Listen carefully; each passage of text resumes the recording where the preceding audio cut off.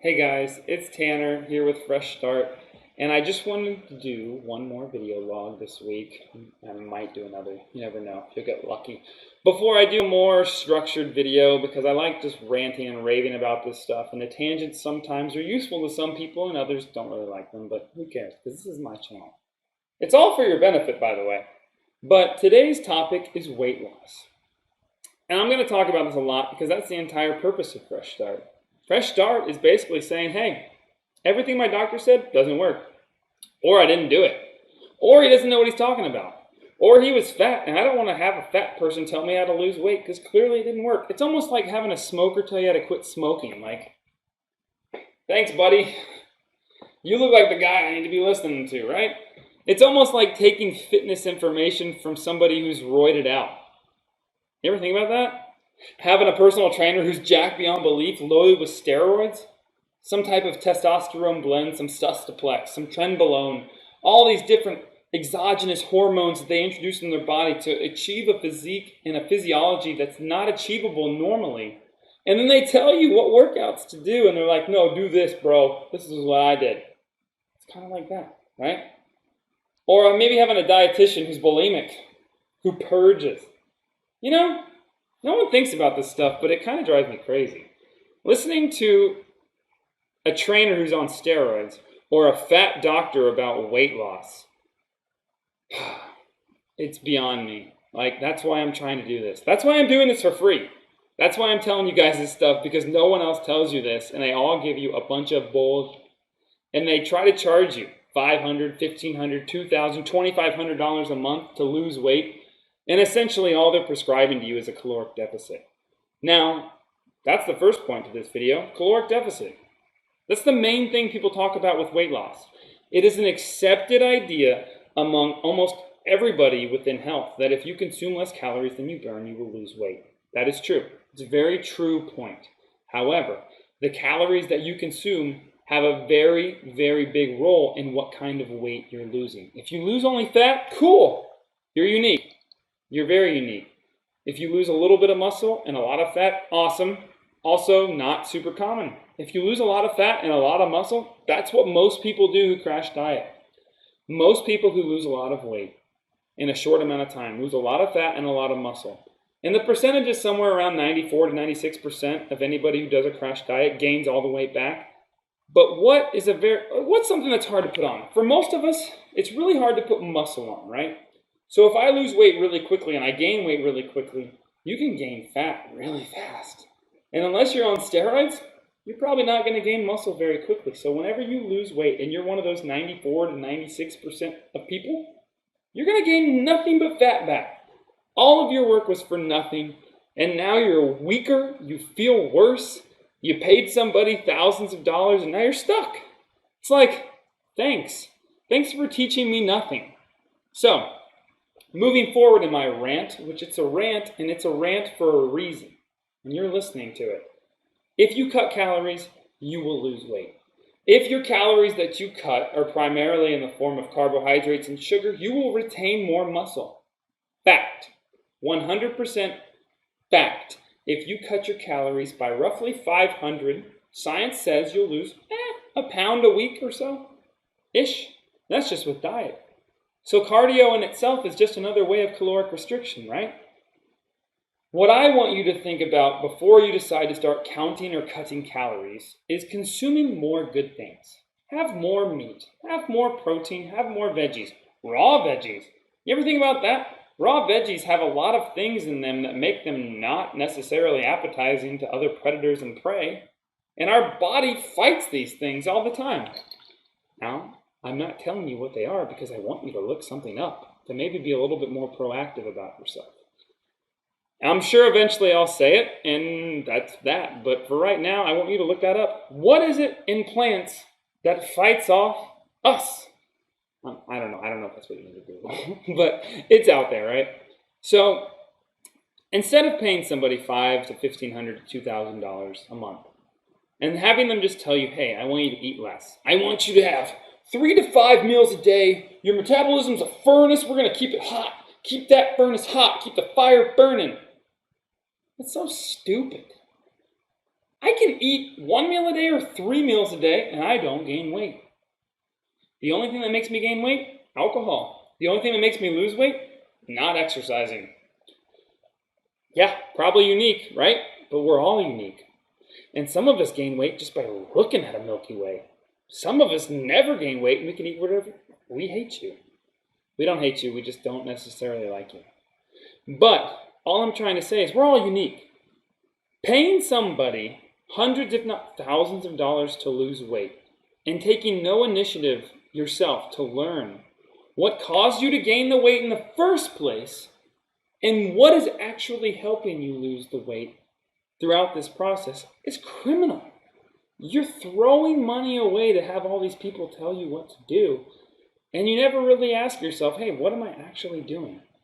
Now, you might be rich. You might not care, but I promise you, drastically cutting your calories, just, going crazy. Going all cage-free, grass-fed, organic, it'll work. It will work, but you will learn nothing. Because if you snapshot organic versus GMO nutrient profiles, a lot closer than you think. If you snapshot frozen fruits versus all these organic fruits, fruits that have never been yelled at ever before. They're grown in some pasture where people sing them songs.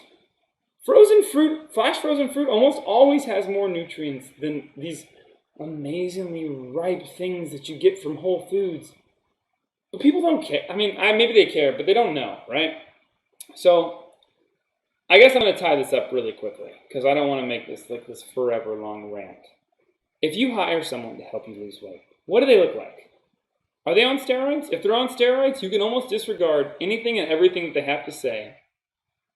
If they're on steroids with an amazing physique, they know how to work hard. They're disciplined. But keep in mind that your physiology will never be able to do what their physiology does because they're manipulating it exogenously. They are introducing hormones into their body that you will never have at that level. You will never have it at that level unless you're like a 12-year-old boy who's super hyped up on puberty, right? It's impossible. I can load you up with testosterone, or even SARMs, selective androgen receptor modulators, the newest and greatest thing in fitness. You'll gain muscle doing nothing. You will do nothing and you will gain muscle, right? And that's the kind of people you want to take advice from. Most of the people, some of the greatest minds in fitness on YouTube, Instagram, they have podcasts with millions of followers, viewers, they're all on steroids. Or they were all on steroids to get a physique which they maintain. Most of us aren't on steroids. That's like taking advice from a super fat doctor who had liposuction to lose weight.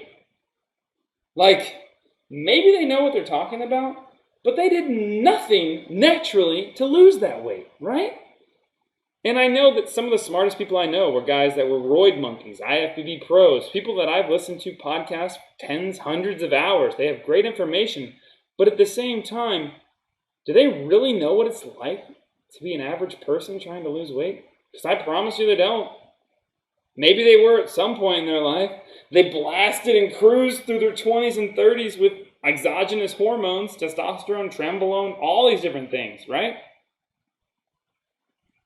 What if you're like a 55-year-old dude who just wants to lose some weight? Do you really want to listen to some roid monkey about how to lose weight? Do you think his physiology and yours are remotely the same? You probably have roughly 99.9% of the same genes. I promise you your insulin sensitivity, basal cortisol, thyroid, all that, I doubt it's even close to the same. So, I'm not saying if you have a weight loss coach to ditch him, if you have a personal trainer to ditch him, if you know some jack dude at the gym who's telling you something to do, to just ditch him and say, hey, you don't know what you're talking about, you're an idiot. No, nobody's an idiot. You should listen to everyone and anyone who ever tries to give you any advice. You should take what they say, you should dissect it, you should think about it, and you should see how you can apply it to your life. But what I am trying to tell you right now is most people are full of shit. They're full of shit. And that's just how it works. They want to sell you something, they want your money, and they know that if they make you consume less calories than you burn, you'll lose weight. So they put you on this awful plan. And you got weight loss, or Weight Watchers, Nutrisystem, all this crap. I'll give you a microwave GMO palace. You just throw it in for a minute and 30, eat it, and you lose weight. Cool. You could just fast for 24 hours and eat probably whatever you want with one meal a day, and I guarantee you'd probably lose weight. Most of us can't eat more than 2,000 calories a meal, unless it's like ice cream, which sounds delicious right now. All right, guys. I know I said this was the secret of weight loss, and I'm sure this was a pretty biased rant, not fueled by anyone in particular, but almost the entirety of health and fitness in itself. What I want you to know is, if you consume less calories than you burn, you will lose weight. Rather than focusing on that, focus on consuming more protein and less bad stuff. More good stuff. Don't even think about having less candy, less chocolate, less anything. Just focus on getting full of real food, and doing that alone, you will consume less bad food. It's just how it works, right? So let's say you go work out. Lift weights. I don't want you to be a cardio queen. I want you to have a base level of cardiovascular conditioning. But if you just go lift weights, doing that in itself improves your insulin sensitivity almost as much as metformin does. The best pharmaceutical drug on the planet at improving insulin sensitivity, lifting weights. Okay, I'm not your doctor. I'm not. But I will tell you that most of your doctors are full of shit. Most of your personal trainers are full of shit. Most of your nutritionists, dietitians, whatever certification they get, have no idea what they're talking about. They took a couple years and study. They learned what the macronutrients were.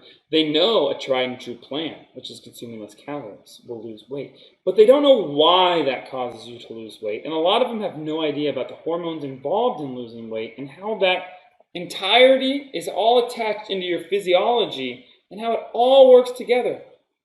From your hypothalamus to your pituitary to your adrenals, they have no clue. They can name you the hormones. Cool.